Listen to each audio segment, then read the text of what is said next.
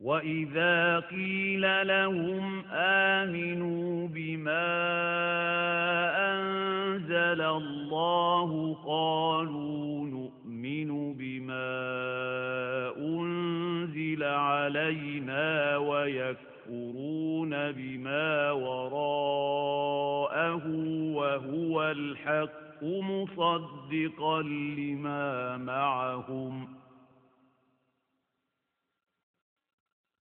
قُلْ فَلِمَ تَقْتُلُونَ أَنبِيَاءَ اللَّهِ مِن قَبْلُ إِن كُنتُم مُّؤْمِنِينَ وَلَقَدْ جَاءَكُم مُوسَىٰ بِالْبَيِّنَاتِ ثُمَّ اتَّخَذْتُمُ الْعِجْلَ مِن بَعْدِهِ وَأَنتُمْ ظَالِمُونَ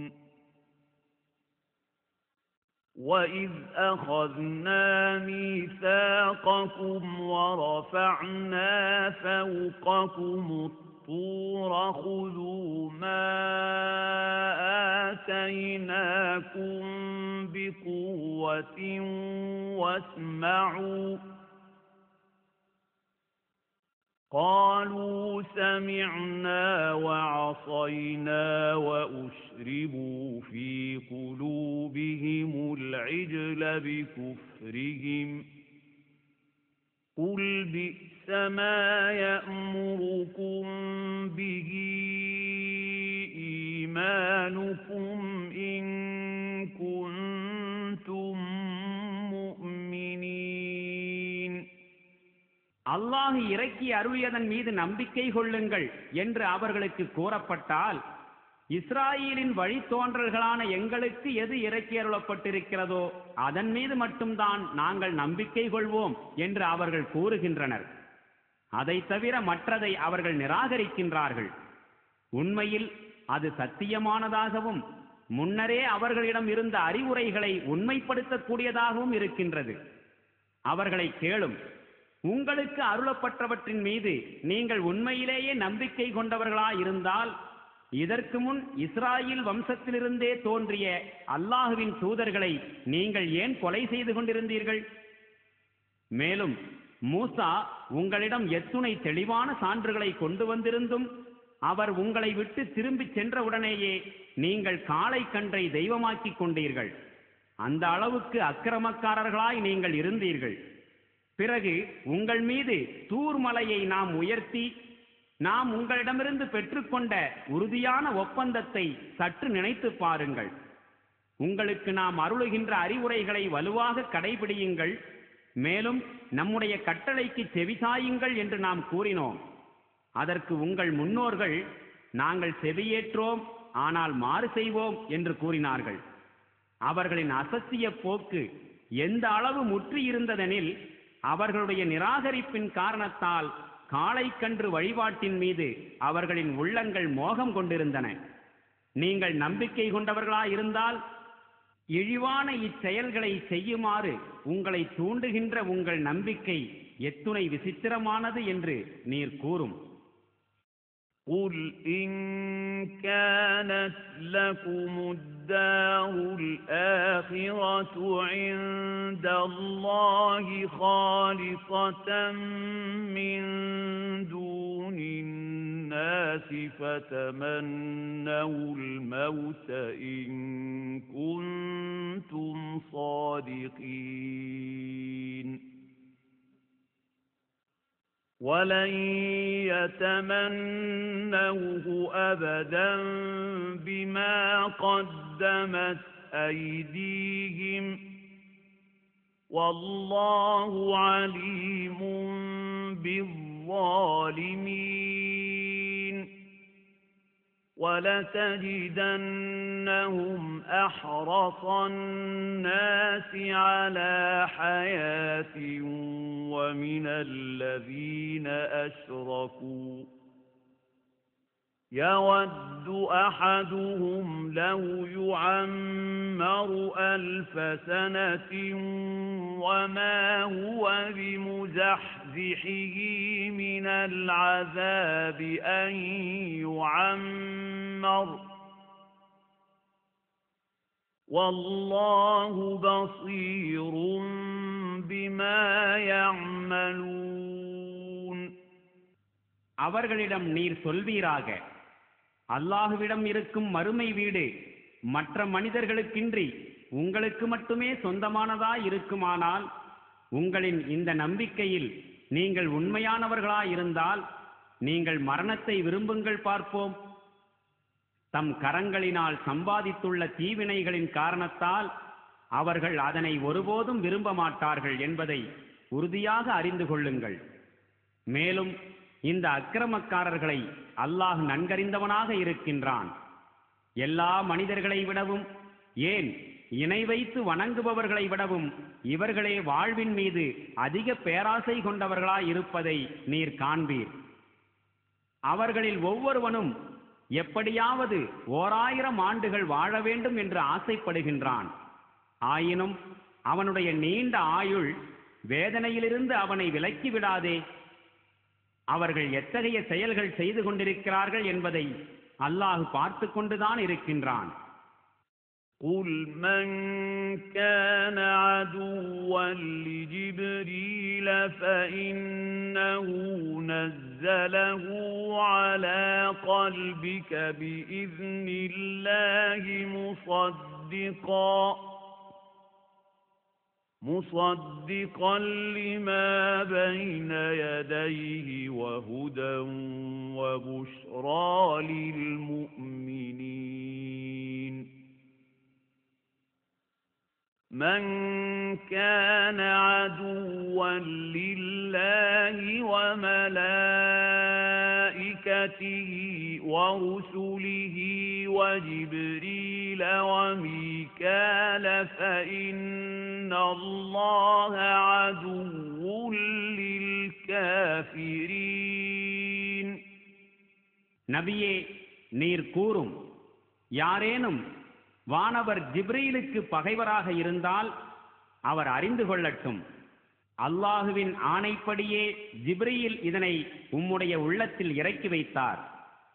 இது எத்தகைய வேதமெனில், தனக்கு முன்னுள்ள வேதங்களை மெய்ப்படுத்துவதாகவும் இறை நம்பிக்கை கொண்டோருக்கு நேர்வழி காட்டக்கூடியதாகவும் வெற்றிக்கான நற்செய்தி அறிவிக்கக்கூடியதாகவும் இருக்கின்றது. ஜிப்ரீல் மீது அவர்கள் பகைமை கொள்வதற்கு இதுவே காரணமெனில், நபியே நீர் கூறும், எவரேனும் அல்லாஹுவுக்கும் அவனுடைய வானவர்களுக்கும் அவனுடைய தூதர்களுக்கும் ஜிப்ரீலுக்கும் மீகாயிலுக்கும் பகைவராக இருந்தால் நிச்சயமாக அத்தகைய நிராகரிப்பாளர்களுக்கு அல்லாஹுவும் பகைவனாகவே இருப்பான். وَلَقَدْ أَنزَلْنَا إِلَيْكَ آيَاتٍ بَيِّنَاتٍ وَمَا يَكْفُرُ بِهَا إِلَّا الْفَاسِقُونَ. أَوَكُلَّمَا عَاهَدُوا عَهْدًا نَبَذَهُ فَرِيقٌ مِّنْهُمْ بَلْ أَكْثَرُهُمْ لَا يُؤْمِنُونَ. وَلَمَّا جَاءَهُمْ رَسُولٌ مِّنْ عِندِ اللَّهِ مُصَدِّقٌ لِمَا مَعَهُمْ نَبَذَ فَرِيقٌ مِّنَ الَّذِينَ أُوتُوا الْكِتَابَ كِتَابَ اللَّهِ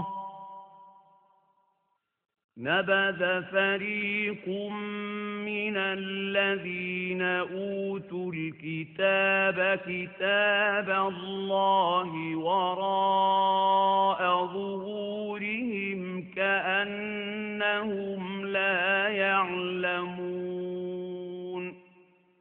இன்னும் நபியே, சத்தியத்தை தெளிவாக எடுத்துரைக்கும் வசனங்களை நிச்சயமாக உமக்கு நாம் இறக்கி அருளியிருக்கிறோம். பாசிக்குகளான கீழ்ப்படியாதவர்களை தவிர வேறு எவரும் அவற்றை பின்பற்றுவதை நிராகரிக்க மாட்டார்கள். அவர்கள் ஒரு ஒப்பந்தத்தை செய்வதும் பிறகு அவர்களில் யாராவது ஒரு சாரார் அதனை முறித்து விடுவதும் எப்பொழுதுமே அவர்களுடைய வழக்கமாக இருந்து வந்ததில்லையா? தவிரவும் அவர்களில் பெரும்பாலோர் உளமார்ந்த நம்பிக்கை கொள்வதில்லை. மேலும் அல்லாஹ்விடமிருந்து யாரேனும் ஓர் இறை தூதர் அவர்களிடமிருந்த வேதத்தை உண்மைப்படுத்தக்கூடியவராக அவர்களிடம் வந்தபோது வேதம் அருளப்பட்டவர்களில் ஒரு பிரிவினர் தாம் எதுவும் அறியாதவர்கள் போன்று அல்லாஹ்வின் வேதத்தை தம் முதுகுக்கு பின்னால் தூக்கி எறிந்து விட்டார்கள். واتبعوا ما تتلو الشياطين على ملك سليمان وما كفر سليمان ولكن الشياطين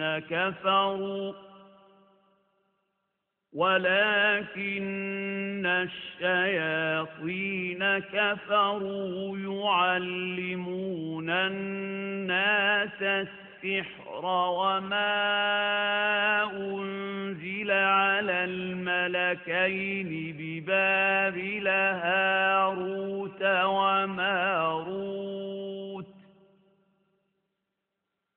وما يعلمان من أحد حتى يقولا إنما نحن فتنة فلا تكفر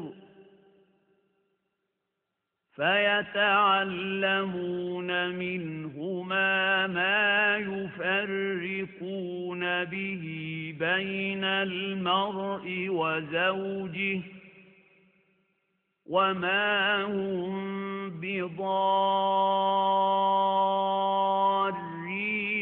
به من أحد إلا بإذن الله ويتعلمون ما يضرهم ولا ينفعهم